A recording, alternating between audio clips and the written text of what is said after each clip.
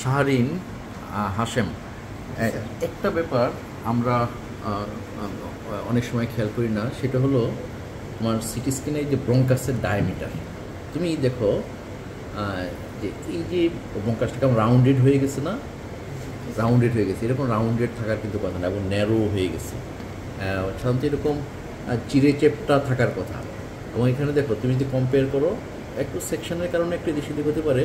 এখানে দেখা যাচ্ছে যে লেফটের চেয়ে রাইটেরটা ডায়ামিটার একটু কম, এবং এর পরেরটাতে এসে দেখো যে এটা অনেকটা যেন স্লিট লাইক হয়ে যাচ্ছে অবস্থা ন্যারো, এবং আর পরে গিয়ে একদমই স্লিট লাইক, তুমি কম্পেয়ার করে দেখো, তাই না?